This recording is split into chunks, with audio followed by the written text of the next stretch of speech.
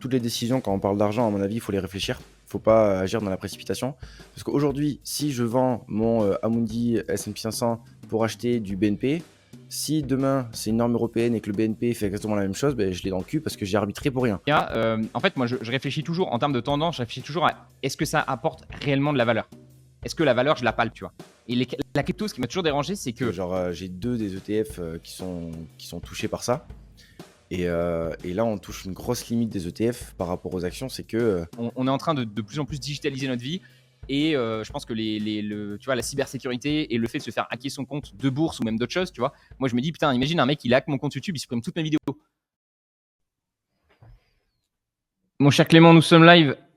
C'est c'est parti. parti. Comment ça va? Bah, ça va nickel, et toi? Est-ce qu'on Yes. n'a pas décidé de changer le format du podcast? Encore une fois. On se cherche, mais vos retours font réfléchir. Et du coup, je pense qu'on est assez d'accord pour dire que là où on est dans notre zone de compétences, c'est plutôt sur l'investissement en bourse. Donc, on va essayer de replacer un peu le podcast sur ce sujet-là, en parlant de sujets du coup divers et variés dans cette niche qui nous correspond plus.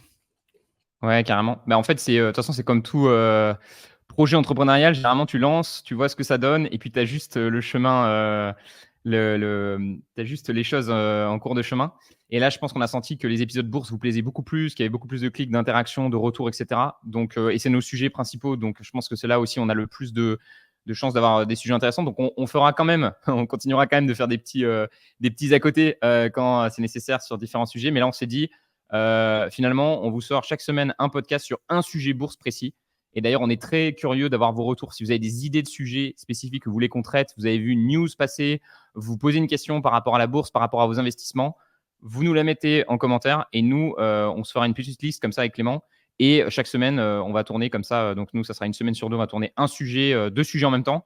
Et on va essayer vraiment de se concentrer sur un sujet et débattre un petit peu de ce sujet ensemble en bourse. Donc ça sera un petit peu le petit podcast que vous pourrez écouter chaque semaine pour en apprendre un peu plus sur la bourse et pour débattre avec nous un petit peu des sujets. On est très preneur de vos retours sur du coup ce nouveau format. On va voir si ça va vous plaire. Quel est le sujet cette semaine, mon cher Clément, le sujet que tu nous as sélectionné? Et juste avant le sujet, c'est vrai que mettre des commentaires sur des idées de sujets que vous voulez qu'on aborde, c'est vraiment cool parce que ça permet une interaction entre vous et nous. Donc, n'hésitez surtout pas à mettre en commentaire, ça nous aidera beaucoup à avoir un petit vivier de sujets très intéressants à aborder. Et du coup, le sujet d'aujourd'hui, c'est Amundi qui change ses indices de référence et qui augmente ses frais sur 3 ETF qui sont très utilisés dans le PEA. Donc, j'avais vu passer ça sur le forum de Finari. Il y avait des membres de ma formation aussi qui étaient tombés sur ça et qui m'ont posé des questions là-dessus. Du coup, je me suis un peu renseigné et Amundi, du coup, l'émetteur des ETF, a décidé de changer l'indice de référence de 3 ETF qui sont très utilisés.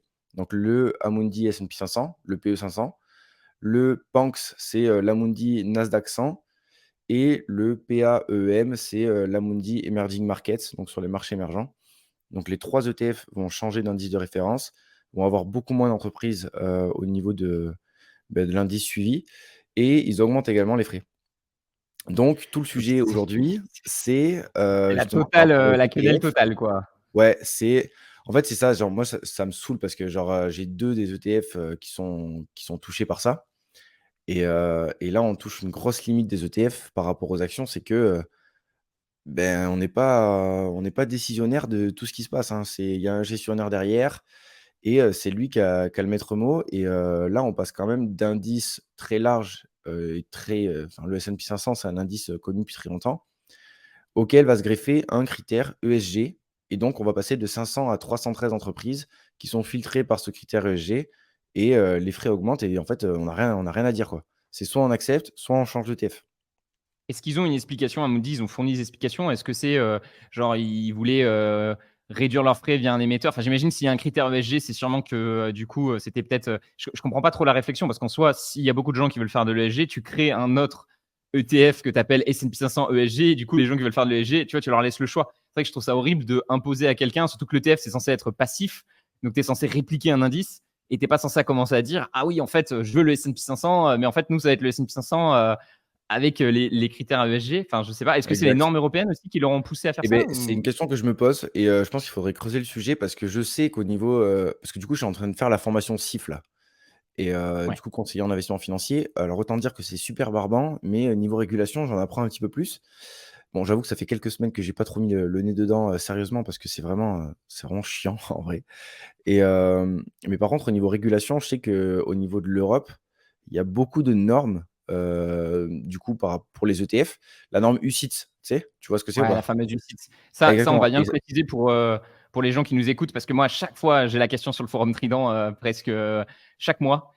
Pourquoi je peux pas acheter SPI comme ETF? Ou pourquoi je peux pas acheter, et il y a des super ETF américains et je crois que cette norme, elle date pas de si longtemps que ça. Je pense que non. ça a 5-6 ans et ça a un peu tué le game. C'est-à-dire qu'avant, en tant qu'Européen, tu pouvais acheter, bah, tous les ETF que tu voulais, notamment les ETF américains, qui ont un choix beaucoup plus gros, beaucoup plus de fonds sous gestion, voilà, bah, maintenant tu peux plus quoi. S'il y a pas la norme CTS, tu l'as pas et je trouve ça dommage parce que il y a vraiment des ETF américains qui sont intéressants, chez les investisseurs à dividendes, il y en a certains de chez Schwab, je crois que c'est le nom, Ouais. Ouais, ouais, ouais. qui font des ETF très cool, et en fait, ils n'existent pas quoi quand tu cherches. Donc moi je cherche, je sais pas, j'utilise souvent Just ETF pour, voir la Ouais. liste justement, vraiment de ceux qui sont UCITS. Donc c'est un peu les seuls qu'on peut acheter. C'est dommage d'avoir, limité comme ça le Mais truc juste je sais pour, que cette norme-là, tu vois, il y a des normes de diversification. Donc tu peux pas avoir, plus d'un certain pourcentage d'un titre dans, un ETF. Je sais aussi ça que aussi. Ça aussi, il faut qu'on en parle. Excuse-moi, Clem, je te coupe, mais ça aussi, il faut qu'on en parle parce qu'en fait, je crois que j'avais entendu aux États-Unis, ils ont eu aussi le même souci. Le Nasdaq, donc là, c'est carrément l'indice du Nasdaq, donc ça touche aussi apparemment les States. Je crois qu'ils ont décidé de ne pas respecter la pondération qu'ils avaient dit qu'ils devaient respecter. C'est-à-dire qu'ils doivent respecter normalement le poids de chaque mmh, action dans l'indice.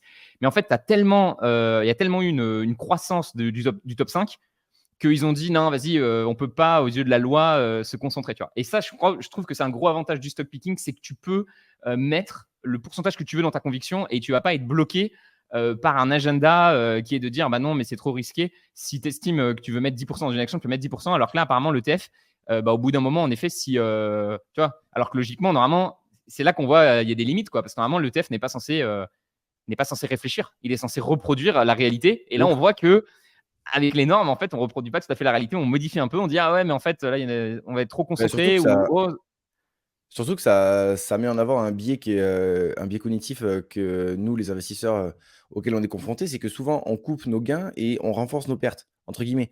Bah, là, c'est un peu le même délire, tu vois? Sur le Nasdaq, vu qu'il y avait une très grande hausse et une pondération trop élevée par rapport à ce qu'ils attendaient, bah, ils se sont dit: «On va diminuer les actions gagnantes qui ont, bah, du coup, bien performé cette année». ouais, Alors, c'est sur le court terme, sur le long terme, on ne sait pas, mais sur le court terme, en tout cas, c'était ça et on va augmenter celles qui ont moins bien performé. ouais, ouais. Genre, Franchement, c'est bizarre, tu vois? pas C'est tout ouf. le contraire de ce qu'on dit de faire, Carrément. Après, pour la petite anecdote aussi, je suis pas fan du Nasdaq. Je sais pas ce que tu en penses toi comme indice, mais je trouve que c'est un peu nul parce qu'en fait, ça exclut automatiquement toutes les entreprises qui sont pas dans le New York Stock Exchange. Et donc, ça sous-entend que toutes les entreprises qui sont sur le NYSE ne sont pas en croissance. Alors qu'en fait, tu as des super boîtes qui sont au New York Stock Exchange. Et ça, d'ailleurs, on pourra peut-être en parler dans le sujet aussi que j'ai préparé, mais il faut pas confondre.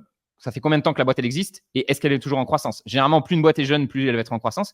Mais je prends l'exemple de Mastercard, de Visa, qui sont des boîtes qui existent depuis maintenant 40-50 ans. Et en fait, bah, encore aujourd'hui, elles font des très bonnes croissances et elles sont sur le New York Stock Exchange. Donc en fait, quand tu achètes le Nasdaq, tu les exclus automatiquement de ton portefeuille. Donc j'avoue que je trouve pas ça ouf, alors que le S&P 500, il n'y a pas ce truc de se dire je fais que le New York Stock Exchange ou que le Nasdaq.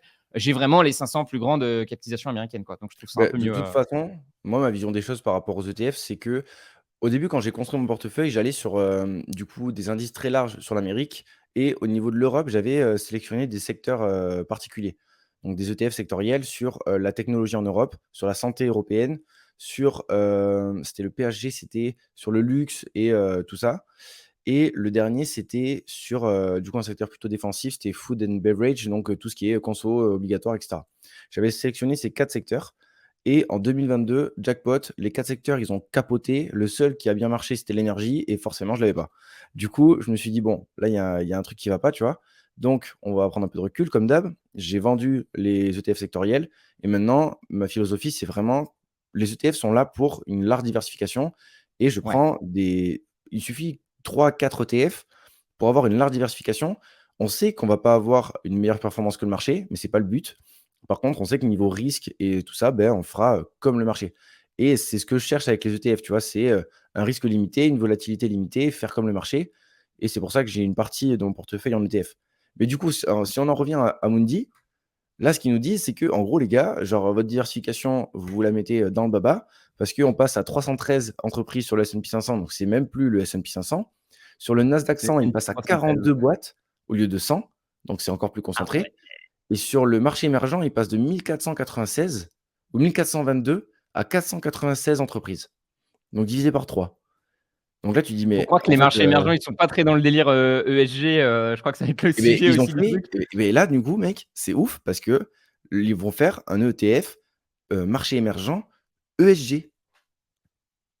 Mais Mais je fais, mais alors, là, on moi, marche moi sur je vais dire un truc et je l'avais déjà ressenti quand j'avais fait des analyses. Aujourd'hui, j'ai décidé de sortir de ces secteurs-là parce que je trouve que c'est quand même des secteurs en déclin.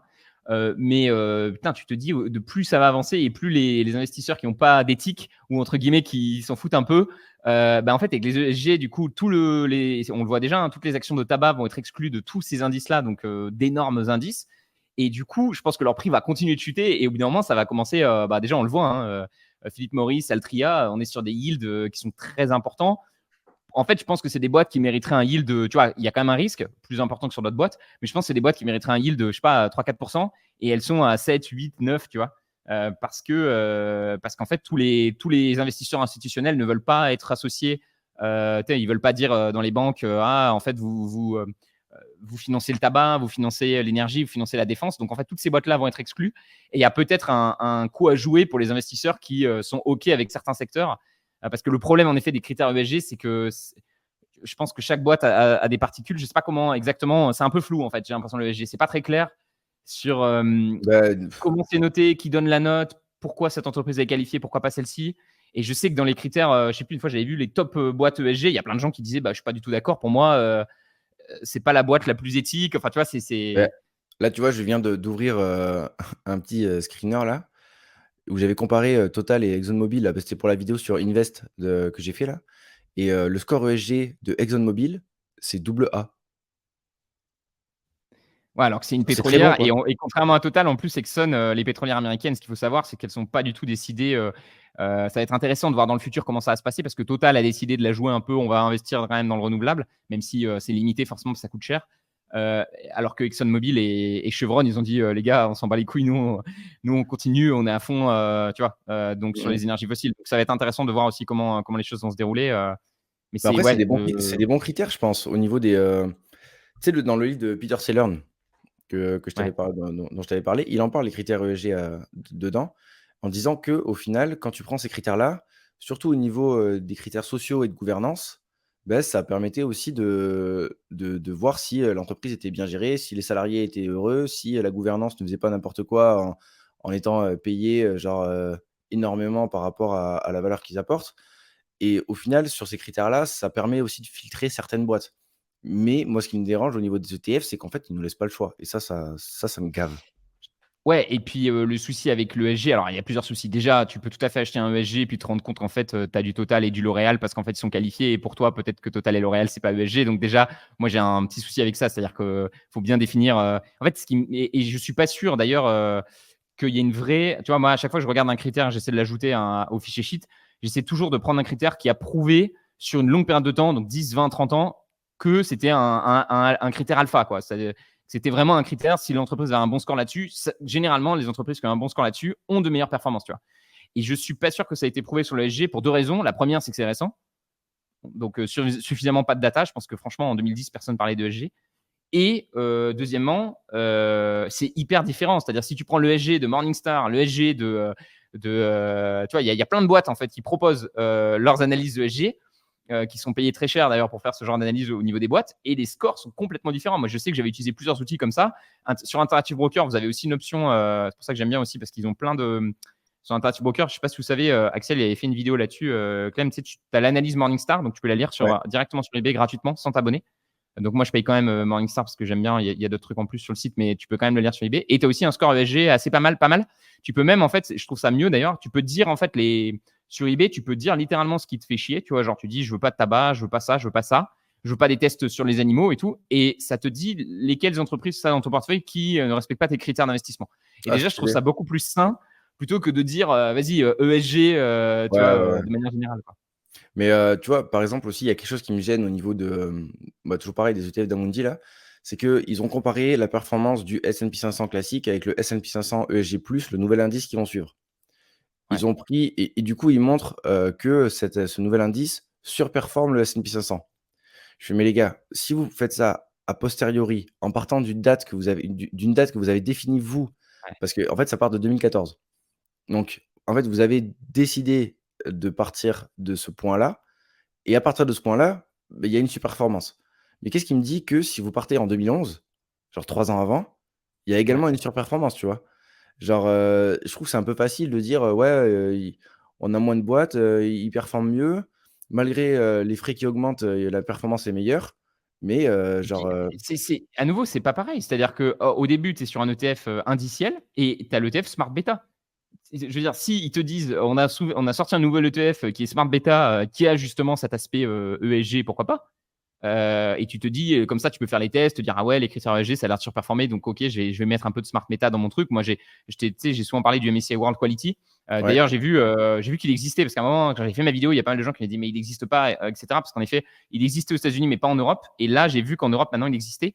Et il a des bonnes performances globales, parce que je trouve que c'est vraiment des bons critères, tu vois, le MSCI World Quality, parce que littéralement, il va virer toutes les boîtes qui n'ont pas. Faudrait que je vous retrouve le nom de l'indice spécifique, qui c'est qui le fait. Mais en gros, il vire toutes les boîtes, tu vois, qui n'ont pas le. Bah, je crois que Il y a, c'est, il y a il trois faut un critères. Je fort crois que c'est les. ROE, retour sur Ouais, c'est investissement retour sur élevé, investissement, dette maîtrisée, faible leverage dette maîtrisée et et, je crois que c'est la croissance ou, et je crois que c'est croissance, ouais. Je vais aller le chercher pendant qu'on parle. Mais en effet, je trouve que ça, c'est 3 critères vraiment bien, et c'est un peu un truc que j'ai essayé de reproduire, de mon côté aussi, sur la méthode Trident, parce que je pense que c'est vraiment 3 critères là qui sont intéressants. Mais à nouveau, tu vois, tu as besoin d'avoir un vrai, le MSCI World Quality, il existe depuis très longtemps, et tu peux, voilà, là, tu vois, je regarde, il existe au moins, là, j'ai au moins la perf depuis 2008. Donc déjà, j'ai un historique qui est beaucoup plus long. Voilà, c'est High Return on Equity. Donc là, ils utilisent le mmh, ROE. Moi, je préfère le ROAC, parce que ça prend en compte aussi l'aspect des dettes, que je trouve intéressant, même si souvent, c'est des boîtes qui ne sont pas très endettées dans tous les cas. Donc généralement, tu vas avoir des scores un peu similaires en ROE et en ROAC. Ensuite, ils mettent Stable Year-over-Year Earning Growth. Donc croissance croissance stable, stable des bénéfices, voilà, comptables. J'aime bien les bénéfices comptables, mais j'avoue que j'ai une petite préférence pour les free cash flow. Je trouve que les free cash flow sont un peu plus, tu vois, tu peux avoir un peu plus des baisses importantes, en fait, parce que bah, forcément, si la boîte, une année, elle décide d'utiliser son cash pour faire une acquisition, par exemple, ça va vachement baisser. Mais généralement, les bonnes boîtes, elles ont quand même un free cash flow extrêmement stable dans le temps. et Alors là, que c'est plus généralement, sur les résultats nets, sur le bénéfice par action qu'ils ouais, regardaient? c'est ça. Ouais, En donc fait, c'est le problème du résultat net, tout en bas du bilan c'est comptable. que. Hein. C'est tout en bas du compte de résultat, donc tu as tout ce qui est amortissement, dépréciation, immobilisation qui peuvent rentrer en compte et fausser un peu plus ce chiffre C'est ça. qu'un chiffre un Que peu plus haut comme, que que ce qui se passe sur les comptes. Pour donner un exemple, moi je donne toujours un exemple simple, c'est, voilà, si la boîte elle décide d'acheter, je sais pas, voilà, elle décide de racheter une boîte à 50 000 €, et ben, il y a 2 choix, sur le free cash flow, elle va avoir 50 000 € en moins. Sur le bilan comptable, la boîte peut dire: «Bah, en fait, on estime que cette boîte, on va l'amortir sur, 10 ans, et donc au lieu de mettre 50 000 € en moins, ils mettent que 5 000 € en moins». mmh, Donc ça leur permet de lisser les résultats. Donc à la limite, tu peux dire: «Bon, bah, pourquoi pas?» Sauf que le problème, c'est que, bah, en fait, avec ce lissage, tu vois, tu rentres dans les techniques comptables, et toutes les boîtes vont toujours essayer avec les comptables de les faire apparaître les plus lisses possibles, quoi. Tu vois ce que je veux dire? Et du coup, le problème, c'est que tu peux ne pas avoir un problème, enfin, tu peux le voir ça arrive souvent tard, en fait, quand les bénéfices, ont vraiment des soucis, parce que, bah, ils vont essayer de lisser le maximum de choses qu'on sous le tapis, tu vois, les trucs qu'on veut pas ouais, voir. Donc là-dessus, je trouve que le free cash flow est un peu mieux. Mais en tout cas, mais oui, et en tout cas, croissance de ça et low financial leverage, donc en effet, pas trop d'endettement financier. Ça, c'est un point, je pense, qui est important aussi, parce qu'il y a beaucoup de boîtes, notamment qui versent des gros dividendes, qui ont aussi souvent beaucoup d'endettement. Et des fois, ça peut craquer, quoi. Donc, tout ça pour dire, le MSCI World Quality, je pense que voilà, c'est le genre de truc assez intéressant comme indice, tu vois, en termes de smart beta. Mais ESG, j'ai l'impression que c'est vachement plus arbitraire, quoi. J'ai l'impression que c'est ouais. moins. Donc, Après, je sais pas comment toi tu le ce qui vois. devient aussi très gênant, c'est que, il y a quand même pas mal d'ETF, on en avait déjà parlé d'ailleurs, qui sont synthétiques, donc qui, répliquent via un swap la performance d'autres indices. Là, on rajoute du smart beta sur du synthétique, et cetera. Ça fait un peu, genre, je vais reprendre tes termes, mais ça commence à devenir de la grosse mayonnaise financière, hein. C'est, on Ouais, mélange, on mélange, on mélange et c'est Caris qui on mélange pardon ouais. et Non, non, mais ouais, ça devient un peu de la tu mayo raison et ouais, et j'ai ce souci-là aussi quand je dis mélange, quand je dis mélange, ouais et au mélange, final, ça revient. il y a de moins en moins d'ETF qui sont, intéressants sur le PEA. Parce que, si on commence parce que je me dis aussi Amundi a racheté Lyxor. Donc Lyxor appartient à Amundi. Il y a 3 ETF S&P 500 aujourd'hui qui étaient assez qualitatifs sur le PEA. Il y avait le Amundi S&P 500, le Lyxor aussi, S&P 500 et le BNP Paribas Easy S&P 500. Donc Amundi, bah, il strike, il en reste 2. Lyxor appartient à Amundi. Qu'est-ce qui me dit que dans 3 mois, ils vont pas faire exactement la même chose? Bah, surtout que C'est si c'est des normes européennes, Si s'ils c'est l'ont des fait normes pour des européennes, raisons, ça va arriver surtout. Je sais pas si c'est le ça cas, va tu vois? Parce que là, du coup, on discute de ça, mais s'il faut, c'est pas du tout ça et c'est juste Amundi qui a pété son plomb et qui mmh, veut faire ça. Mais, je sais pas, ouais. on en revient Ça serait encore vraiment au intéressant débat de ETF comprendre, action, mais je trouve quand même qu'un des critères très, très importants, c'est d'avoir le choix et la pleine propriété de ces titres financiers. C'est pour ça que j'apprécie, personnellement de plus en plus les actions et que c'est une grosse pondération dans mon portefeuille. C'est en fait, qu'est-ce qui va arriver sur une action mis à part, un split, tu vois? Genre, à la limite, ils vont te dire: «Bon, ben vous en avez 10 fois plus aujourd'hui que hier». La valeur, c'est toujours la même, mais en soi, tu pas d'intermédiaire, tu pas, de changement d'indice, tu pas, de changement de frais, tu pas de tout ça et c'est pour ça que ça me gêne un peu là, tu vois? ouais, Et je sais que bah, toi, carrément. c'est aussi pour ça que tu aimes pas trop les ETF aussi, hein? Bah, j'avoue que là, ça fait double, bah, déjà avec le PEA, j'aimais pas trop. Moi, je me sens à l'aise aussi dans cet aspect de, tu vois, d'aller prendre l'ETF et d'aller essayer de trouver, un peu les pas les pépites, mais juste des boîtes qui me semblent plus solides que la moyenne de l'ETF et ça m'a vraiment toujours, assez bien parlé. Et je pense que, ouais, de manière générale, les ETF, en fait, le souci, c'est que tu auras jamais une certaine concentration et que si tu veux faire mieux que le marché, il faut une certaine concentration. Donc je pense que c'est à nouveau, on en revient toujours là, c'est bien pour 80 des gens, mais après quand tu veux essayer de faire mieux, bah, forcément il faut essayer de se concentrer et idéalement se concentrer sur les meilleurs, sur ce qu'il y a de mieux dans l'ETF, quoi. Ouais, mais le problème, c'est, tu vois, c'est mieux pour 80 des gens, oui et non, parce qu'aujourd'hui, 80 des gens qui détiennent cet ETF, je suis sûr qu'ils vont passer à côté. Ils vont même pas être au courant qu'on leur a changé l'indice de référence. Ça va intervenir, je crois, le 29 septembre, 2023, parce qu'il y a eu un communiqué, mais moi, j'ai même pas reçu une mail, je sais pas, enfin, je l'ai trouvé sur un forum en bidouillant, tu vois? Et si j'étais pas tombé dessus, je pense que je l'aurais même pas Ouais. vu.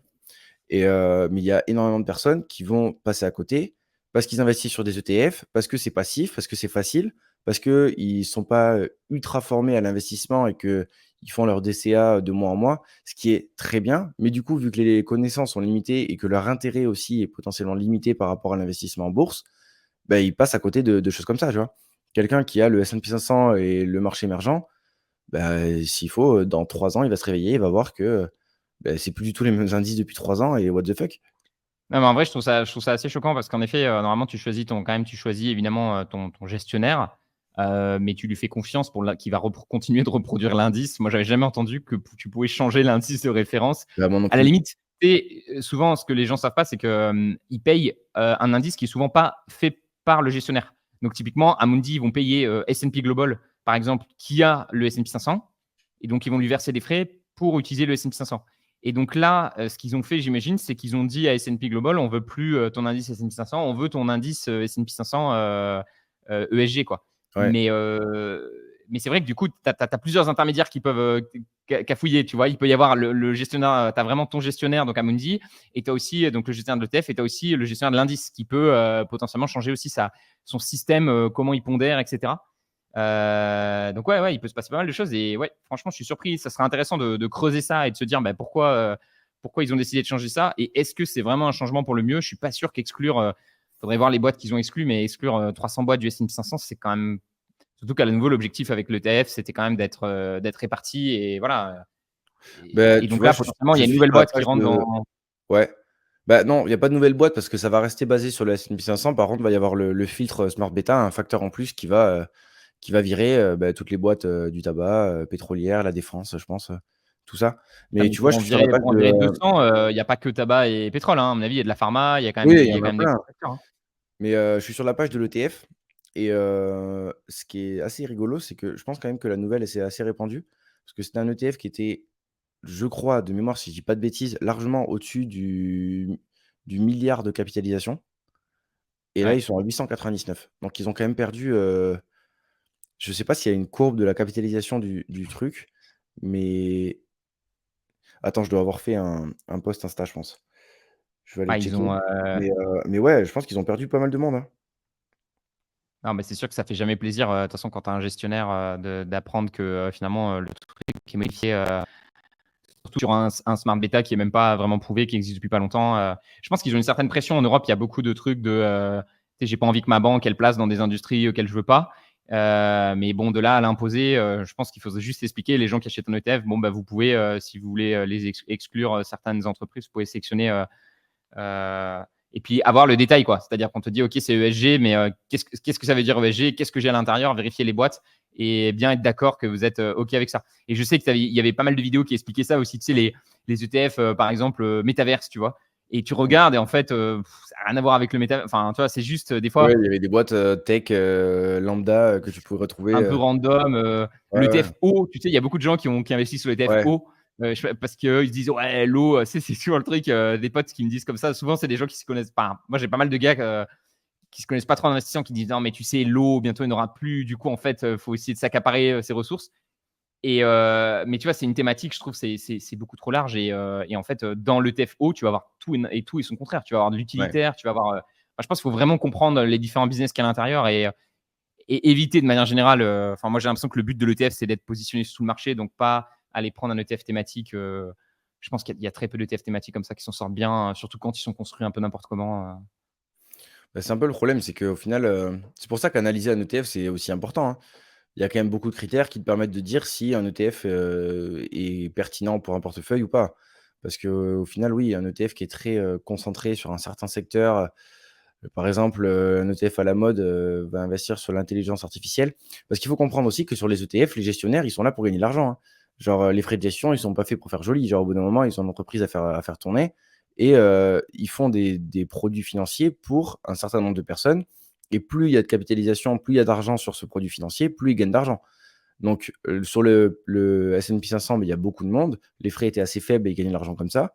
Mais sur un ETF intelligence artificielle à la mode, où ils vont avoir des frais plus élevés, bah, vu que c'est à la mode, bah, ils ont tout à gagner à sortir un ETF qui va traquer, quelques boîtes ou, un groupe de boîtes qui sont investies sur l'intelligence artificielle. Donc c'est aussi ça, tu vois? Et s'il faut dans 10 ans, cet ETF va fermer parce que l'intelligence artificielle, je pense pas, mais C'est- je pense que ça va en, aller loin l'IA, mais en- s'il faut, en ça va vrai, capoter, l'IA, hein. t'as remarqué, chaque année, il y a un terme. Tu sais, genre, à un moment, donc il y a eu les NFT, ensuite, on a eu NFT, le métavers, métavers, et ensuite, on a Web3. l'IA maintenant. Donc, c'est vrai que je suis d'accord avec toi. Je pense que l'IA a quand même un peu plus de poids. Et encore, je pense qu'on est influencé parce qu'on est dedans en ce moment. Mais même l'IA, tu vois, et c'est marrant parce que ces sujets-là, j'ai l'impression que les gens veulent toujours aller chercher la petite pépite et tout. Alors que j'ai l'impression que c'est souvent les plus gros acteurs, des fois, qui vont le plus en bénéficier, tu vois. Genre, je me dis, tu vois, l'intelligence artificielle, bah, toutes les grosses boîtes de tech, elles vont vachement pouvoir s'en servir et l'utiliser dans les outils existants. Typiquement, un Microsoft, tu vois, je pense qu'il va, surtout qu'ils Mmh. ont fait un deal avec GPT. Je me dis, c'est bien plus simple d'acheter un Microsoft qui a déjà en plus énormément de contrats avec plein de grosses boîtes et qui va comme ça utiliser l'IA. Et je pense que tu as plein de boîtes qui vont l'utiliser aussi. Plutôt que de se dire, je vais chercher le petit acteur qui est spécialisé dans l'IA, qui n'a pas encore de bénéfices, limite qui ne Ouais, fait c'est pas de ça, hein. vente, et il va peut-être exploser. C'est ça que je comprends pas aussi, tu vois? C'est que, bon, on en a déjà parlé, mais, on va chercher la petite pépite qui fait pas de bénéfices, qui gagne pas d'argent sur, parce que potentiellement c'est comme les cryptos, tu vois? Genre, c'est comme, une boîte qui gagne pas d'argent, tu investis à l'aveugle, genre tu sais pas sur quoi tu investis, enfin, c'est comme une crypto qui a pas vraiment de fondamentaux derrière. Alors qu'une boîte avec, de la co enfin, un bénéfice croissant, des bonnes marges, avec, une bonne gestion financière et cetera, tu sais, c'est palpable, tu sais sur quoi tu investis. Ouais. Mais ouais, après, l'IA, je pense que ça va aller très, très loin. Enfin, moi, je sais qu'à mon échelle, je l'utilise et c'est quand même incroyable, hein. Parce que, par exemple, je vais me remettre à faire des réels, sur Insta parce que j'ai trouvé, j'utilise 2 outils, donc Midjourney, je l'utilise sur mes vidéos YouTube aussi pour faire des illustrations un peu, uniques pour illustrer mes vidéos et je peux aussi l'utiliser pour, les shorts et les réels et il y a un outil qui s'appelle Submagic, je sais pas si tu connais? C'est Qui te fait assez les sous-titres Ouais, mais sous tes mec, c'est vidéos. insane.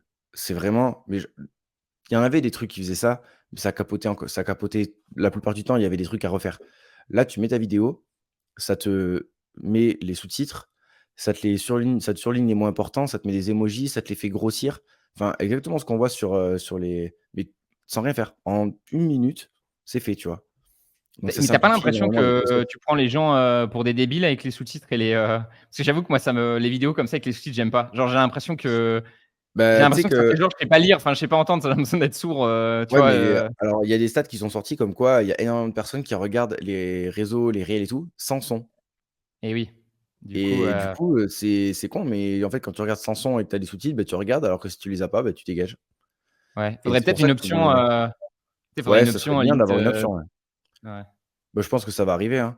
Comme, par exemple sur YouTube là, je sais pas si tu as vu, mais ils sont en train de mettre, l'option test AB sur les miniatures. Ils OK, vont permettre OK. de faire, Ça c'est cool parce qu'avant fallait passer par un autre par logiciel. TubeBuddy ou truc comme ça que tu payes, Ouais, 30 ouais. balles par mois, juste pour faire ça, ça faisait chier. Là, normalement, ça va être natif sur YouTube. Non, mais là où je te rejoins, c'est que j'ai vraiment l'impression, en fait, sur l'IA, en fait, moi, je réfléchis toujours en termes de tendance, je réfléchis toujours à est-ce que ça apporte réellement de la valeur? Est-ce que la valeur, je la palpe, tu vois? Et la crypto, ce qui m'a toujours dérangé, c'est que les gens en parlaient, mais uniquement un peu sur ouais, c'est une technologie, tu comprends pas. Et sur, enfin, 99% des gens que je connaissais qui parlaient de crypto, c'est des mecs qui investissaient dans la crypto, tu vois. Il n'y avait que des investisseurs et pas des gens qui Ouais. utilisaient, tu vois, concrètement le truc. L'IA, j'ai l'impression qu'il y a plein de gens qui n'investissent pas dans l'IA, tu vois, mais qui utilisent concrètement, et moi le premier, qui utilise ChatGPT, qui utilise, tu vois. Mais c'est plus que c'est une thématique tellement large aussi, je trouve que en fait tous les outils s'y mettent, tous les outils. Donc pour moi, finalement, l'IA, ça va booster, je pense, l'importance et l'efficacité finalement de toutes les boîtes qui font, tu vois, toutes les SaaS, toutes les boîtes qui font du logiciel. Là, moi, j'utilise Loom, tu sais, qui fait le truc. Et bah, Ouais. typiquement, j'ai payé l'extension IA, donc comment faire plus d'argent. Tu vois, je sais pas, ça doit être $100 par an, le Loom classique. Et tu dois rajouter un billet de $100 de nouveau pour avoir Loom IA. Et en ayant Loom IA, en fait, bah, ça te rajoute des options cool, du genre, ça t'enlève les dans tes vidéos. Ça peut t'enlever tes silences, ça peut te faire un titre automatique et une description automatique avec des chapitrages. Donc tu te dis ah Bah, c'est ouais, bah en stylé, fait hein. ça fait gagner vachement de temps, tu vois. Mais même, sur tout, hein. Maintenant sur, Notion, tu as de l'IA, sur, Canva, tu as de l'IA. En fait, tous les outils qui sont déjà bien implantés sont en train de l'utiliser et je pense d'ailleurs que les outils qui ne l'utilisent pas sont à la ramasse et vont se faire bouffer parce que ça fait gagner en productivité de dingue. Genre c'est là, tu vois, le sous-titrer à la main, ça prend un temps monstre. Genre vraiment pour faire un short de 30 secondes, tu dois faire tous les mots, machin, les colorier et cetera. C'est relou. Là, tu as le truc qui te le fait en 1 minute, c'est fini, quoi. Donc là, Ouais. déjà, et tu payes plus de mecs pour faire ça, parce que moi, c'était le cas, ça me saoulait. J'avais pas envie de le faire. Du coup, j'ai arrêté d'en faire parce qu'au final, ça me coûtait cher et les résultats étaient pas incroyables parce que, bref, j'avais pas envie de le faire et là, ça le fait tout seul. Mais Non, mais ça c'est en vrai, sur des utilisations très spécifiques comme ça, sur des logiciels de montage, des trucs déjà existants, je pense que c'est là, tu vois, c'est le premier truc, le premier truc sur lequel ça va vachement prendre, parce que c'est très concret, c'est très direct. Et j'avoue que moi, c'est surtout sur ça, ouais, que j'utilise, sur des outils comme ça peut faire vraiment la diff, quoi. Et est-ce que tu penses que, l'IA pourrait remplacer demain des conseillers en gestion, par exemple, en gestion de patrimoine?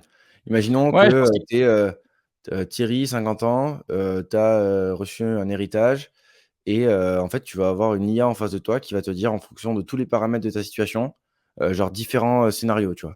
Genre scénario 1, genre, tu peux faire ça, scénario 2, tu peux faire ça, mmh. scénario 3, tu peux faire ça et ensuite tu choisis scénario 3, par exemple. Tu vas ajuster avec l'IA, avec des prompts et machin et ça te donne un plan d'action genre, nickel chrome.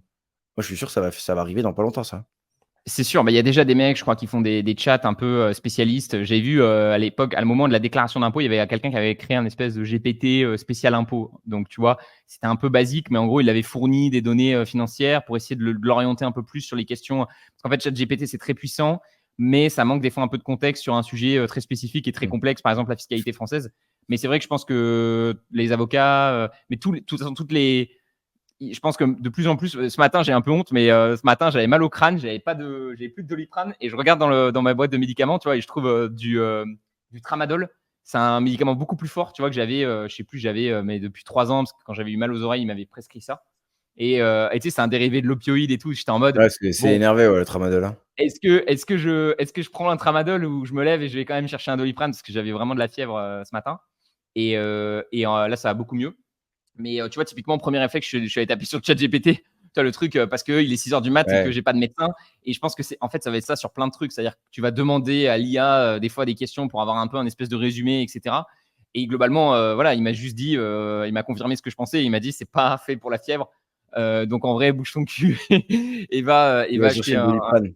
et va chercher du Doliprane, tu vois. Mais ouais, non, c'est vrai que ça va être Et game changer. Et même niveau investissement, c'est vrai que ça va être intéressant de voir jusqu'où ça va aller. Est-ce qu'on va se faire remplacer nous-mêmes, tu vois? Est-ce qu'une intelligence artificielle sera capable d'analyser en temps réel les différentes boîtes, trouver les meilleurs investissements? Euh, je pense qu'aujourd'hui, le défaut de l'IA, c'est qu'elle va te donner des conseils très généralistes, basique, ouais. ouais, très Enfin, pas basiques. basique, mais généraliste. Ouais, Pas spécifique sur certains points. ouais, Après, est-ce qu'on l'utilise bien aussi? Parce que ChatGPT, enfin, à partir du moment où tu sais vraiment bien l'utiliser, tu peux aller quand même bien loin dans l'exploration du sujet, hein. Je sais qu'au début, moi, je faisais des prompts, éclatés et j'avais des réponses éclatées. Maintenant, genre, j'y arrive un petit peu mieux, genre, j'ai regardé quelques vidéos pour faire des meilleurs prompts et obtenir vraiment ce que je veux et c'est vrai qu'au final, quand tu fais, un vrai prompt, 2-3 ajustements, tu arrives à un résultat quand même, sympa, tu vois? Donc c'est sûr que tu pourras pas avoir une stratégie globale avec ChatGPT, mais peut-être que, comment analyser une action, comment trouver une action de qualité, si tu le guides bien, je pense qu'il te sort tous les ratios et les critères et cetera, hein. ouais. Je pense qu'il y a une histoire de trouver les bons prompts. Et après, en fait, c'est toujours pareil. Moi, j'ai l'impression que je suis un peu à la frontière de la connaissance. C'est-à-dire que j'ai l'impression que dans certains domaines, quand ça fait là, tu vois, ça fait 7 ans que je suis en bourse, au bout d'un moment, les trucs n'existent pas. C'est-à-dire que ChatGPT, c'est un peu l'intelligence moyenne. Et sur plein de sujets, notamment quand tu connais rien dans un sujet, typiquement, je connais rien en médecine, bah, c'est super de demander à ChatGPT, tu vois, une question généraliste, tu vois. Mais quand tu commences à être à la frontière et que tu veux découvrir, en fait, tu vois, ChatGPT, je suis pas sûr qu'aujourd'hui, il sera pas capable de me dire quelle est la boîte qui va marcher demain, parce qu'en fait, il va juste se baser sur l'historique qu'il a eu précédemment. Et en plus, il est capable aussi, beaucoup de gens l'ont soulevé, c'est que des fois, il te sort une connerie, tu vois. Et en fait, sur les Ouais. investissements, je pense que sur les sujets comme ça, tu vois, tout ce qui est avocat, tout ça, tu peux pas te permettre d'avoir un truc qui est faux, tu vois. Donc déjà, parce que t'as personne, t'as pas de responsable, tu vois. Si tu publies un truc, c'est fait par l'IA, bah s'il y a une couille, c'est de ta faute, c'est comme si c'est toi qui l'avais écrit. Donc déjà, premier souci. Mmh mh. Donc déjà, je pense qu'il y aura un truc où peut-être plus tard les IA auront une garantie, genre en mode, si tu le mets, t'auras pas de souci, tu vois.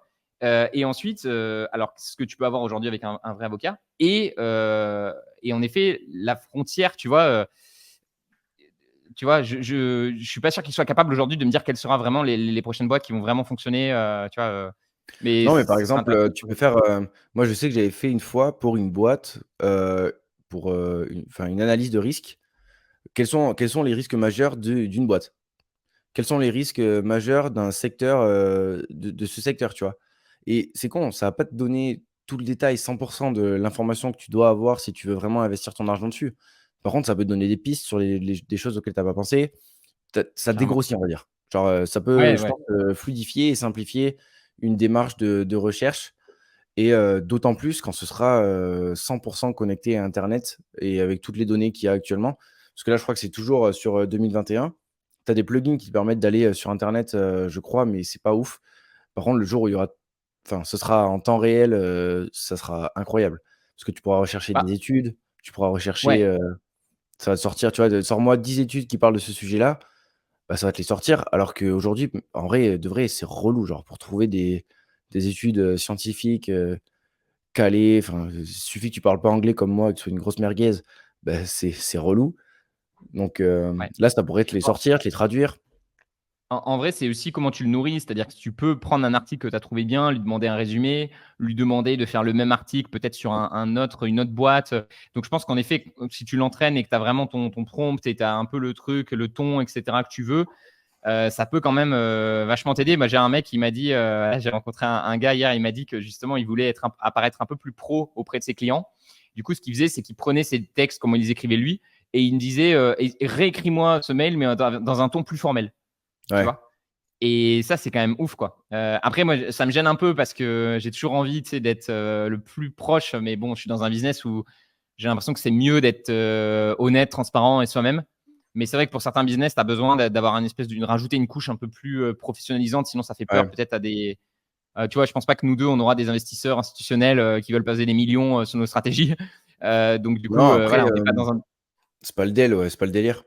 Non, non, clairement. Enfin, ouais, je pense que moi, j'ai beaucoup de retours sur, le fait que je suis hyper transparent et hyper honnête et que je dis quand je me foire tu vois, là, la vidéo qui va sortir, bah, tout à l'heure, le jour où on tourne, c'est, le 2e épisode de Road to 500 K où, je montre, mes revenus, mes dépenses et en vrai, j'ai fait le gros Johnny. Genre, cet été, j'ai fait n'importe quoi, genre, j'ai 2 mois où je suis en négatif au niveau de l'épargne. J'ai plus dépensé que ce que j'ai gagné comme revenu. Donc bon, après, tu le tournes sur, bah, genre, je suis comme tout le monde, des fois, j'ai des grosses dépenses, j'ai déménagé, j'ai payé un billet pour l'île Maurice et cetera et cetera. Tu des tu vois, des trucs stylés, mais ça a foiré et quand tu montes ça aussi, tu as, moins cette barrière de c'est un mec derrière son écran et tout. Mais après, c'est Ouais, spécifique à les ce qu'on erreurs. fait nous. Non, mais c'est sûr que les erreurs, faut les accepter, faut les donner. Et moi, j'aime bien ce bilan comptable. Tu sais, ça fait quand même une petite piqûre. C'est jamais agréable et c'est pour ça que je pense qu'on Mmh évite mh. de le faire. Des fois, on n'a pas envie de savoir, notamment quand on a trop dépensé. Mais tu sais, c'est un peu comme quand, si tu te pèses tous les matins. J'en parlais avec ma meuf. C'est en fait quand tu as un système de tracking comme ça, même si c'est tous les mois, toutes les semaines, mais si tu as un système de tracking sur un de tes objectifs, dès que tu dévies de l'objectif, ça va te faire chier. Tu vas le voir, tu vas faire Ouais, de ah ouf. putain. Tu vois, et tant que tu continues de traquer, bah, naturellement, tu vois, moi je sais que si je me pèse et que pendant, tu vois, pendant 2 semaines, je vois que je fais que prendre du poids, au bout d'un moment, je vais dire vas-y, il faut que je me ressaisisse, tu vois. Alors que Ouais si je me pèse pas, peut-être que je vais me dire il faut ressaisir, mais dans 4 mois, quand je pourrai plus mettre la ceinture, tu vois, ou vraiment et quand ça sera trop loin. c'est con quand tu Et prends un engagement avec toi-même où tu sais que tu te fais un petit calendrier avec des croix et genre en mode, bah, aujourd'hui j'ai respecté, mes engagements, j'ai bien mangé et tout. Tu fais ta petite croix, c'est satisfaisant bien plus que de bouffer de la merde. Donc tu sais, c'est toujours, pareil, une histoire de plaisir et je pense que ouais, c'est qu'est-ce qui te fait le plus plaisir, tu vois? Après, on a des tempéraments aussi où, on va, se satisfaire de choses comme ça, alors qu'en fait, il y a d'autres personnes, ils en ont rien à foutre. Enfin, tu vois, genre nous, moi, je peux vraiment, typiquement, je peux me faire une feuille avec des croix et je suis content de faire des croix. Genre, tu mais il est frappé celui-là et il y a d'autres personnes, ils s'en tapent. Moi, je sais que je fonctionne comme ça. Si j'ai pas ça, j'avance pas. ouais. Mais je pense qu'on est nombreux quand même à avoir, je pense que c'est assez humain de vouloir, quand tu as un truc comme ça qui monte, tu as envie que ça continue de monter. Tu aimes le fait de le sentiment de progression qui est paradoxal et c'est toi qui fixes tes règles, en fait, tu peux mais tant que tu progresses, tu as l'impression que c'est cool. Et du coup, c'est ça qui est dur sur les finances, c'est que tu progresses pas non plus chaque année ou chaque mois. Il y a des années en négatif, des mois en négatif et tout. Mais du coup, ça te permet tu vois, je sais pas, qu'est-ce que tu en as conclu, toi, quand tu as vu, que tu avais beaucoup dépensé cet été? Est-ce que il y a quand même une certaine conclusion? Tu t'es dit: «Non, en fait, c'est bien, j'en ai profité» ou tu t'es dit: «Ouais, faut quand même que je fasse, plus gaffe»? Ouais, je me suis dit que c'est bien, j'en ai profité. Après, j dans la vidéo que j'ai fait, je dis aussi: «Sincèrement, je gagne très bien ma vie par rapport à la majorité des gens». Je suis entre 10 et 12, K, enfin entre 10 et 12 000 € de chiffre d'affaires mensuel entre mes 2 activités, mes loyers et cetera. À un moment donné, genre, si tu es un minimum sérieux, tu te dois de garder une certaine somme, d'épargne et c'est n'importe quoi. Genre, là, de sortie de mon compte, entre, toutes les dépenses, mes crédits, genre les dépenses exceptionnelles et cetera, sur les 2 mois d'été, j'ai lâché genre 22 000 €. Sorti de mon compte, ciao, hasta la vista, bye bye. Je fais: «Mais C'est oh, pour ça qu'il faut peut-être que tu c'est fasses comme bien». les boîtes, que tu lisses, certaines dépenses. J'avoue que moi, j'évite de Oui, lisser les dépenses parce que je trouve que justement, je préfère avoir aussi une compta un peu en cash flow. La seule dépense que là, moi, pareil, je vais lâcher 50 000 balles d'impôts à Maurice. C'est la seule dépense que je lisse, tu vois, sur 12 mois parce que si je la mets sur un mois, tu vois, ouais, ça c'est fait pas trop possible, mal. quoi. Ça fait trop mal. Mais sinon, je pense qu'il faut éviter de lisser les dépenses parce qu'en effet, autant souffrir même si tu as des dépenses exceptionnelles. Et on en avait parlé, je crois, mais c'est le problème en fait, vu que les gens ne traquent pas exactement toutes leurs dépenses, ils vont te dire ouais, je dépense environ 1 200 € par mois, mais en fait, ce qu'ils ont oublié, c'est que je sais pas, il y a 6 mois, ils ont acheté un matelas à 1000 balles. Et en fait, du coup, en moyenne, si tu achètes un matelas à 1000 balles, bah, juste sur l'année, ça va faire monter quasiment de Ouais. 100 € par mois tes dépenses. Et tu vois, et en fait, ils pensent pas à ce genre de. Pareil C'est pour les pour ça que je voitures, tout fais, ça. c'est pour ça que je fais sur 12 mois glissants, moi. Je fais pas année par année. Comme ça, je sais que j'ai toujours 12 mois avec tous les éléments exceptionnels qui peuvent arriver sur une année, glissante. Des Ouais. voyages, ça le prend en compte. Tu vois? Sur 12 mois, la plupart du temps, beh, je pars en voyage au moins 1 ou 2 fois, loin ou pas loin, mais je sais que je vais dépenser pour ça. Je sais que je vais acheter des meubles, je sais que je vais m'acheter du matos et tout ça, ça rentre dedans, tu vois? Non, mais carrément. Et le pire, c'est que plus tu as la donnée et plus tu es trop content. Tu vois, tu peux voir d'une année à l'autre si tu es en progression, si tu es en baisse. Du coup, c'est très motivant, quoi. Mais Oui. mon Clem, pour conclure juste sur le sujet, parce qu'on va approcher de la fin et on vous a réservé Ouais. d'ailleurs un petit truc bonus. Qu'est-ce que tu vas faire concrètement avec Lixor? Les gens veulent savoir. Est-ce que du coup, tu vas leur dire fuck et tu vas passer sur le BNP Paribas ou tu vas attendre un peu? C'est quoi Bah, je pense ton. que je vais attendre un peu parce que la précipitation pour moi, c'est pas une bonne chose. Peu importe, la stratégie ETF, action, toutes les décisions quand on parle d'argent, à mon avis, il faut les réfléchir. Il faut pas agir dans la précipitation. Parce qu'aujourd'hui, si je vends mon, Amundi S&P 500 pour acheter du BNP, si demain c'est une norme européenne et que le BNP fait exactement la même chose, beh, je l'ai dans le cul parce que j'ai arbitré pour rien. Donc je préfère Ouais. prendre un peu de recul, je vais voir comment ça se passe. Je vais analyser tous les ETF et tous les nouveaux indices en essayant d'avoir, le plus de recul possible pour voir, vraiment l'impact que ça peut avoir au niveau de la diversification et de la performance et aussi au niveau de l'équilibre global de mon portefeuille parce que c'est toujours pareil. Moi, l'objectif du portefeuille, c'était d'avoir un équilibre entre mon portefeuille ETF et mon portefeuille actions. Donc si ça déséquilibre ça, je vais devoir, rééquilibrer. Donc pour le moment, je vais réfléchir, je vais, réanalyser, poser le truc et si je dois changer parce que je veux toujours être sur les 500 entreprises du S&P 500, je changerai.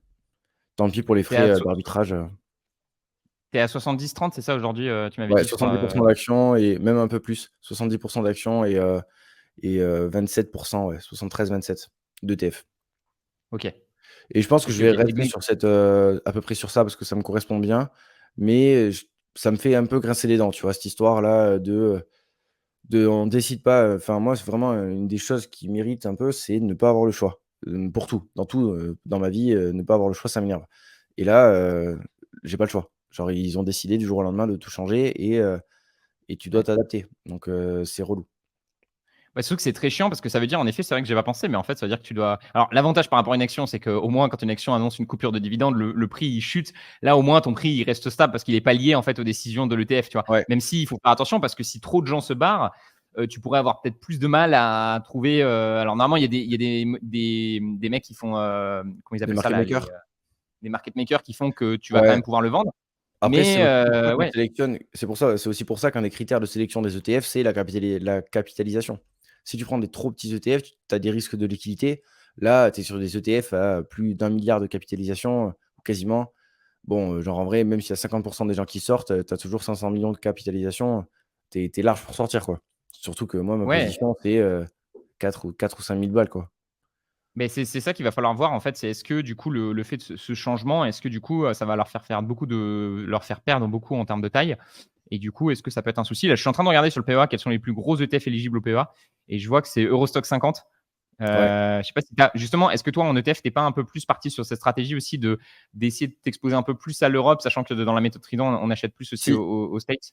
Si, j'ai, l'Eurostoxx 600, du coup, dans l'optique d'avoir la plus Ouais, grande diversification possible parce que pour ouais, moi, mieux. c'est le maître mot des ETF et ouais, j'ai pas mal d'Eurostoxx 600 et j'ai pas mal de marchés émergents aussi parce que j'ai décidé de plus trop investir sur, la Chine et cetera parce qu'il y a beaucoup de risques, enfin, le risque spécifique d'une entreprise avec le gouvernement chinois est assez élevé. On l'a vu avec Alibaba, par exemple. Donc Ouais. ça m'a déchauffé pour investir sur des boîtes en stock picking sur la Chine. Donc je préfère y aller sur des ETF parce que bon, la zone, on peut pas nier qu'il y a une croissance, démographique et économique là-bas. Certes, avec tous les problèmes qu'il y a au niveau gouvernementaux, mais gouvernemental. Mais ouais, du coup, pas mal d'Europe et pas mal de marchés émergents pour compenser le fait que sur les 70 de stock picking, j'ai pas mal, d'entreprises, américaines. Sachant qu'à nouveau, ça pourrait être le sujet d'un podcast, mais il faut faire attention parce que c'est pas parce que tu as une entreprise américaine que ton chiffre d'affaires il est aux États-Unis.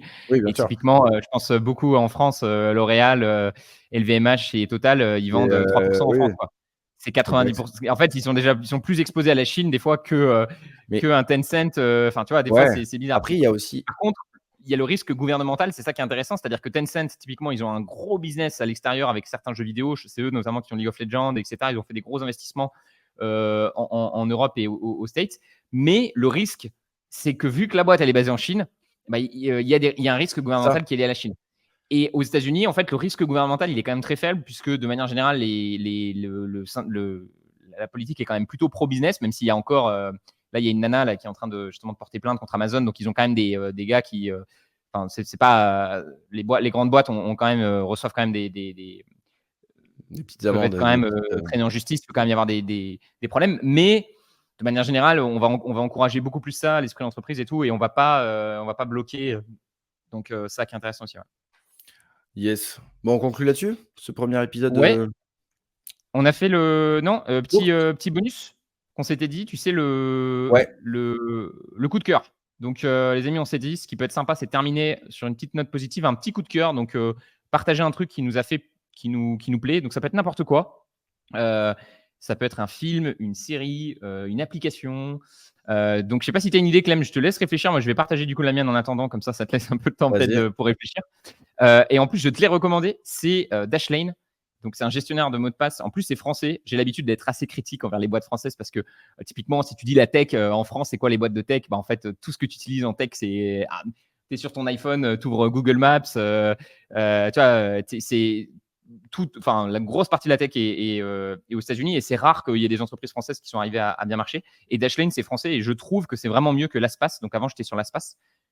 Et je trouvais que l'Aspace, il y avait plein de bugs, j'avais plein de soucis. Là, je suis passé sur Dashlane et en vrai, c'est super. Quand vous commencez à avoir pas mal d'argent en bourse, ça pourrait être un sujet d'épisode complet, mais assurez-vous d'avoir de la double authentification, assurez-vous d'avoir des mots de passe différents à chaque fois, compliqués, parce que ça va devenir, avec l'IA et tout, et on est en train de plus en plus digitaliser notre vie.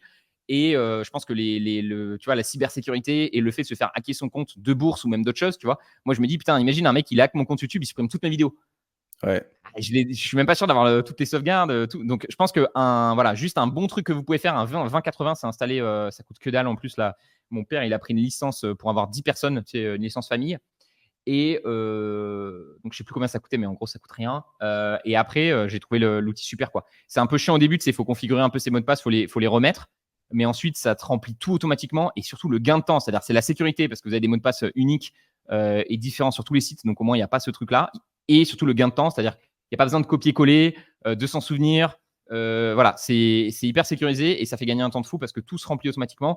Tu peux même, ils ont vraiment créé des options hyper intéressantes où tu peux le désactiver sur certains sites parce que sur certains sites, en fait, ça va pas t'arranger de le mettre. Enfin, franchement, gros coup de cœur pour Dashlane, Dashlane. Si vous voulez checker ça, je sais pas si DASH, je vous non? dirai en comment. DASH. DASH. Oula, oui, excusez-moi, j'ai dit Non. CH. Et ouais, j'avais testé, mais j'avais pas eu la foi de tout paramétrer, donc faudrait que je m'y remette. En vrai, moi, j'ai mis 3 mois avant de le paramétrer parce que c'est le genre de truc, tu dis, ah, je le ferai plus tard, je le ferai plus tard. Un jour, je m'y suis mis et ça m'a pris 5 minutes. Vraiment, j'ai installé le truc, j'ai désactivé, il faut désactiver Google. Parce que tu sais, Google, il y a un gestionnaire de mot de passe, tu vois, par défaut Ouais, sur Chrome ou des trucs comme ça. Mais en fait, le problème, c'est que tu l'as pas sur. Tu sais, t'as pas l'application sur ton téléphone. Donc, en fait, les mots de passe, tu les as pas toujours. Des fois, donc, c'est un bordel. À un moment, je me retrouvais à les noter sur une application de notes et tout. C'était n'importe quoi. Là, maintenant, j'ai les 2 applis, tous déverrouillés automatiquement. Et franchement, mec, je peux que te recommander. Parce qu'après, c'est un gain de temps de ouf et ça prend vraiment 2 minutes à paramétrer. Donc, dites-le dans les commentaires. Dites à Clément, installe Dashlane, mets en place ça et franchement, niveau sécu, ouais, je pense que tu t'en seras ravi, quoi. On verra si tu auras un vas-y, aussi ouais, gros je coup de cœur teste. que moi là-dessus, mais Et est-ce que tu veux que je dise le mien, maintenant ou je le garde pour l'autre vidéo? Pour bah non, l'autre podcast? vas-y, l'autre vidéo, on refera 2 coups de cœur. Vas-y. Vas-y, Du balance. coup, moi, c'est une vidéo là que j'ai vue, de Daly Dutilleul. Je sais pas si tu vois qui c'est? C'est un petit Non. jeune qui était passé, chez, Yomi, sur Sans Permission là, qui avait fait, France-Dubaï à pied en stop et là, il fait des vidéos très intéressantes et dont une sur la santé et il y a une donnée qui m'a un peu retourné parce qu'en gros, il disait que l'espérance de vie en France, c'était 79 pour les hommes à peu près et 83 pour les femmes, à peu près, hein, j'ai pas les chiffres, exacts, mais que l'espérance de vie en bonne santé, on tombait à 60 pour les hommes et 63 pour les femmes et ce chiffre-là, il m'a genre ça m'a fait un déclic de ouf. Je me suis dit: «Mais c'est abusé parce que c'est trop vrai». Genre, en fait, tu arrives à la enfin, on le voit autour de nous, hein, la plupart des gens, tu arrives à 65-70 ans, tu es au début de ta retraite et en fait, tu commences déjà à en chier donc c'est, heu, c'est hyper important et du coup, il donnait des conseils de santé, l'alimentation, le sport et moi, vu que je suis kiné et je suis dedans, c'est un peu mon délire donc voilà et il fait des vidéos super intéressantes. Franchement, c'est un jeune, qui ouais, il va aller loin, je pense, sur YouTube. Top, top. Ben, on ira checker ça. Tu penses qu'on vivra jusqu'à 120 ans, du coup, si on optimise parce que j'ai Je l'impression sais que nous, on fait pas, du sport, tu sais, on essaie de s'alimenter mieux, mais on n'a pas l'ancienne génération. Enfin, tu vois, mes grands-parents, ils n'ont pas fait ça. Donc, je me dis, bon, ben, peut-être qu'ils sont pas trop en forme parce que justement, ils n'ont pas fait ça. Mais mais nous, ça se trouve, nous, on a d'autres problèmes, nous. On a une Oui, génération déjà et moi j'ai un problème, j'aime trop les chocos. J'aime trop le sucre, j'aime trop tout ça, j'aime trop bouffer. Donc le jour où j'arrête le sport, le mec, je rentre plus dans le cadre, je pense. Je gonfle telle une baleine. bah, surtout que l'alimentation, tu sais, il y a le enfin, il y a tu peux te dire, «Je mange, des trucs sucrés, donc ça va me faire prendre du poids, mais du coup, le sport me permet de perdre», mais peut-être que sur ta santé, le sucre est quand même pas bon pour ta santé, pour ta Le peau, sucre, pour c'est le différents pire truc, éléments hein. comme ça. C'est Ouais. c'est le pire truc parce que c'est, déjà c'est acidifiant, donc ça acidifie ton sang et du coup, beh, tes muscles récupèrent moins bien, ça a plein de mauvais côtés, hein. Franchement, enfin ça, c'est des sujets que moi j'aime Mmh. bien, l'alimentation, le sport, parce que je bosse dedans en tant que Pareil, kiné. Mais pareil. ouais, c'est t et puis c'est hyper important même pour la productivité. Moi, je le vois direct. Genre quand je mange bien, quand je fais des semaines clean et tout, je suis pas fatigué, je suis productif, genre j'ai envie de bosser. Il y a des semaines, si je m'envoie une pizza et des bières avec des copains, bah, le lendemain, je sers à rien. Et le sommeil aussi, enfin moi là hier Ouais j'ai trop bouffé tard, tu vois? et tu En dors vrai, pas. si tu bouffes trop tard avant d'aller te coucher, tu as mal au bide, tu as du mal à dormir, heu, en vrai, ouais, il y a trop d'éléments de santé comme ça qu'on néglige et je pense qu'aujourd'hui on en parle de plus en plus et on se rend pas toujours compte, enfin tu sais, si tu l'as depuis très longtemps, ça fait très longtemps que tu dors mal, tu te rends pas compte à quel point ça pourrait faire une différence dans ta vie de Ouais. un jour bien dormir quoi, tu vois? Mais c'est toujours pareil, il faut faire beaucoup de tests individuels. J'ai l'impression qu'il y a pas de règle, absolue et que ça peut venir, tu vois, tu peux mal dormir peut-être parce que tu manges un truc qui est pas bon pour toi, peut-être parce que, tu te couches aux mauvaises heures, peut-être que tu regardes trop les écrans, peut-être que dans ta chambre, il y a trop de lumière, Mmh. ou peut-être comme moi, j'ai l'impression que c'est mon problème principal, ça tourne trop dans ton cerveau, tu vois? Moi, c'est ça en fait, c'est que je me réveille à 4 heures du mat et je suis là: Ça «Putain, turbine. j'ai une idée» je veux dire et je sais qu'en vacances, ça me fait pas ça, tu vois? En vacances, tu sais, j'y pense plus, donc j'ai pas de souci et j'ai l'impression que j'ai du mal à juste être dans ma semaine de travail normale et pas, mais on en avait parlé, hein, pas avoir Ouais, l'hamster dans ouais. la tête qui tourne, qui tourne, qui tourne. Moi, ça va mieux là, je sais pas pourquoi. Soit j'ai moins d'idées, soit, j'ai réussi à le contrôler. Je sais pas lequel c'est, mais ouais, je j'ai moins ça.